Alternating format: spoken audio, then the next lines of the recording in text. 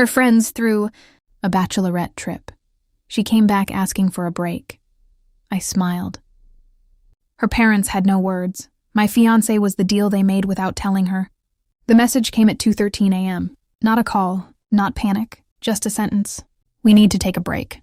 I stared at the screen for a long time. The blue glow of the phone lit the bedroom walls like a quiet interrogation lamp. 3 hours earlier, she had come home from her bachelorette trip. 3 days in the mountains with her friends. Wine, music, laughter. The kind of weekend people call one last taste of freedom. She walked through the door smelling like perfume I didn't recognize. Not hers, something sharper, something expensive. She didn't hug me, didn't even look at me properly. She just stood there in the doorway like someone rehearsing a confession. They didn't want to perform. I think we should take a break, she said. Just like that. No explanation, no apology, no emotion. The strange thing wasn't the words. It was the way she said them. Carefully, like she expected me to explode, like she had prepared for a storm. But I didn't give her one. I just smiled. Not because I was calm. No. Inside my chest, something ancient and cold had started moving. A quiet instinct. The same instinct you feel when you suddenly realize the room you're in isn't safe. She watched me closely, waiting, measuring, maybe expecting anger, maybe guilt, but I only nodded slowly. Of course, I said. My voice didn't shake. My hands didn't tremble. But in that moment I understood something. This wasn't about a break. Breaks are for confusion, for exhaustion, for distance. This was something else. Something deliberate. Something planned. And the worst part? I had the quiet, creeping feeling that I wasn't the only person in this relationship who had been making plans. The next morning, she barely spoke. She packed a small bag, said she would stay with her parents for a while. I watched her move around the apartment, like a stranger borrowing someone else's life. No eye contact, no affection, just distance, cold distance. 3 months ago, she had been choosing wedding flowers. Now she couldn't stand to sit next to me on the couch. Interesting. Very interesting. I asked only one question. How was the trip? She froze for half a second, then smiled. Fun. One word. Too short. Too careful. People who are happy talk too much. People who lie talk less. She left 20 minutes later. No goodbye kiss. No I love you. Just the sound of the door closing. Silence filled the apartment like smoke. I sat there for a long time, thinking, replaying. 3 days, 3 nights. A bachelorette trip with 6 friends, drinks, music, phones, secrets. And then she returns and asks for a break the moment she walks through the door. People don't destroy their future without a reason. So the question wasn't if something happened. The question was what? I opened my laptop. Not with rage, not with heartbreak. Just curiosity. Her location history was still synced with the tablet she left behind. Day 1, the resort. Day 2, restaurants. Day 3, I leaned closer. One location stood out, a private villa outside the resort area. 4 hours, no photos posted, no tagged location, no messages, just silence. Interesting, very interesting. I leaned back in my chair. My chest felt strangely calm, because by then, I already knew something she didn't, something her parents had told me 2 months earlier, something she was never supposed to find out. And suddenly, her request for a break made perfect sense. I didn't call her, didn't accuse, didn't chase. That would have been emotional. And emotions ruin clarity. Instead, I began to observe, quietly. Her friends' social media posts were the first crack in the story. 6 girls on a trip, but in several pictures, there were 7 glasses on the table, 7 chairs, 7 shadows in the background.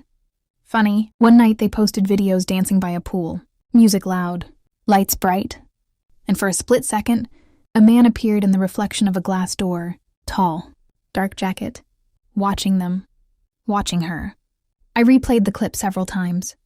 Not jealous, just curious. The next step was simpler. Phone records. People think deleting messages erases the past. It doesn't. Numbers always leave footprints. And there it was. An unfamiliar number. 5 calls, all during the trip, each one lasting over 20 minutes. My chest felt quiet. Not pain. Not anger. Just confirmation. The man from the villa. The reflection in the glass. The 7th drink at the table. But something else bothered me. The timing. All the calls happened after midnight. All the meetings happened away from the group. This wasn't drunken chaos. This was private, intentional, careful. Then I remembered the conversation with her father 2 months ago. We had been sitting in his study. He poured 2 glasses of whiskey, closed the door, and said something strange. You know, our families have known each other a long time. I nodded. He continued. There was an understanding between us when you were children. I laughed at the time. A joke, or so I thought. But now, sitting in the quiet apartment, watching the digital trail of my fiancé's secret weekend, that conversation felt different. He didn't say arranged marriage, but he didn't deny it either.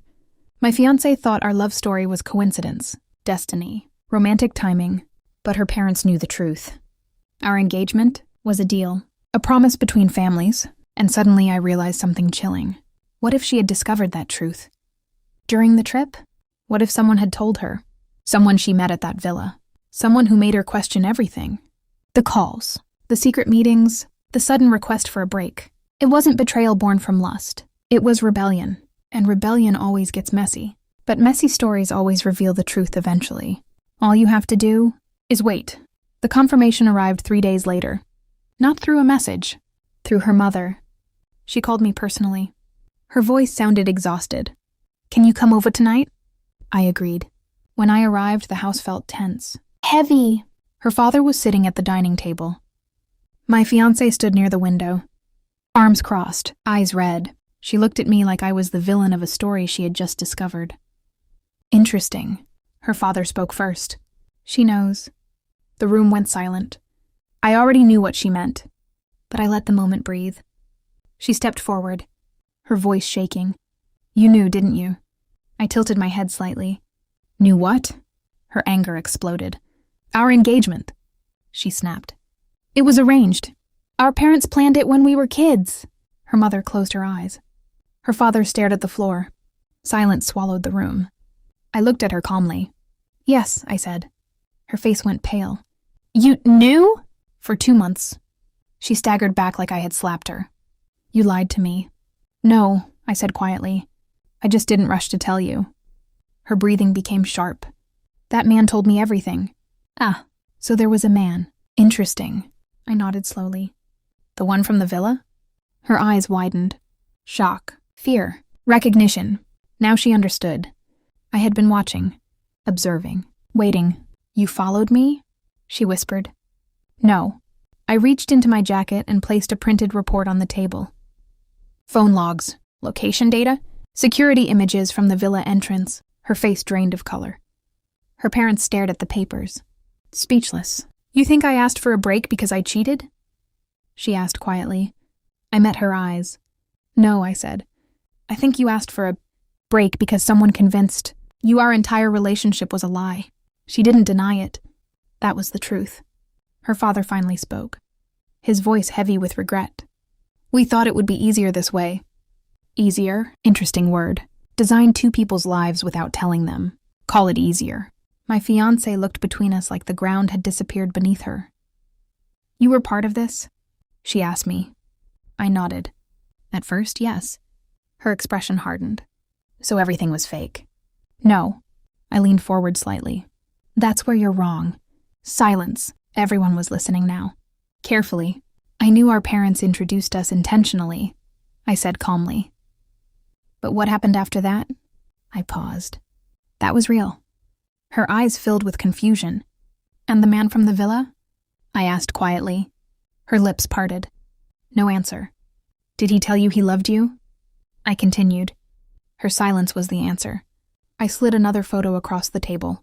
A surveillance image, the same man, at a bar 2 nights ago, with another woman, his arm around her waist.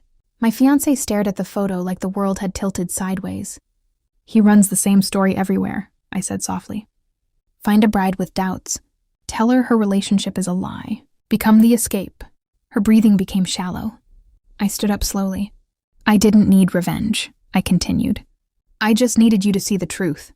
Her parents remained silent, ashamed, broken. My fiancé whispered something I barely heard. I ruined everything. I stopped at the door. Not angry, not cruel, just clear. No, I said. You just revealed it. I walked out of the house without looking back. The night air felt cold. Clean. For weeks I had carried a quiet weight in my chest. The suspicion. The secrets. The lies our parents built around us. But now everything was exposed. Truth has a strange effect. It burns people who hide from it, but it frees the ones who face it. I didn't hate her. Not really. She had been manipulated. Just like I had. The difference was simple. When she discovered the truth, she ran. When I discovered it, I waited. Observed. Understood. My phone buzzed in my pocket. A message from her. Were you ever going to tell me the truth? I stared at the screen for a moment. Then I typed one sentence. I was waiting to see if you loved me without it. I didn't wait for her reply. I blocked the number. Some relationships end with shouting. Some end with tears. Ours ended with silence. And as I walked down the empty street, I realized something strange. The anger was gone. The pain too. All that remained was clarity. Cold. Sharp. Final. Because sometimes the greatest revenge isn't destroying someone. It's simply stepping away and letting them live with the truth they uncovered too late.